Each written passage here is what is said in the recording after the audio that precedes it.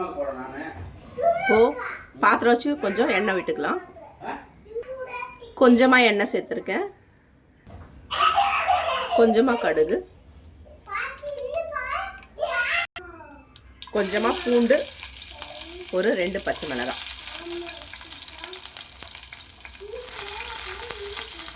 அது கூடவே கொஞ்சம் வெங்காயம், ஒரு வெங்காயம் கட் பண்ணியிருக்கேன்.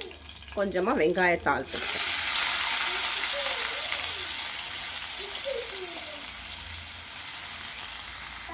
கொஞ்சமாக கொத்தமல்லி, மாட்டி இருக்கு பசாரு, கொஞ்சமாக கொத்தமல்லி போட்டு அதையும் நல்லா இருக்குங்க. கிழங்குல நம்ம உப்பு போட்டு வேக வச்சுருக்கோம். அதனால் இந்த வெங்காயத்துக்கு மட்டும் தேவையான உப்பு.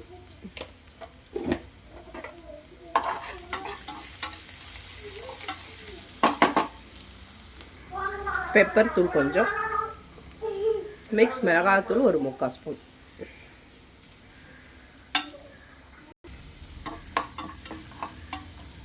நல்லா மிக்ஸ் பண்ணதுக்கப்புறம் வேக வச்சு கட் பண்ணியிருக்கேன் மரவள்ளி கிழங்கு. நல்லா இது ஒன்றோட ஒன்று மசாலா மிக்ஸ் ஆகிற மாதிரி நல்லா மிக்ஸ் பண்ணிக்கணும்.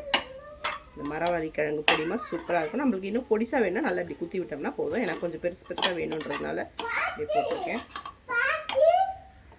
சூப்பராக ரெடி ஆகிடுச்சு பாருங்கள். அருமையாக இருக்கும். இது காலையில் சாப்பிட்றதுக்கு எப்படி சூப்பராக ரெடி ஆகிடுச்சு பாருங்கள். இது மேலே வேணும்னா லைட்டாக நம்ம மிளகு தூளை தூக்கிக்கலாம்.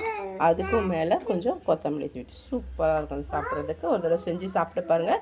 வீடியோ பிடிச்சிருந்தால் லைக் பண்ணி ஷேர் பண்ணி கமெண்ட் பண்ணுங்கள். மறக்காமல் நம்ம சேனலை சப்ஸ்கிரைப் பண்ணுங்கள்.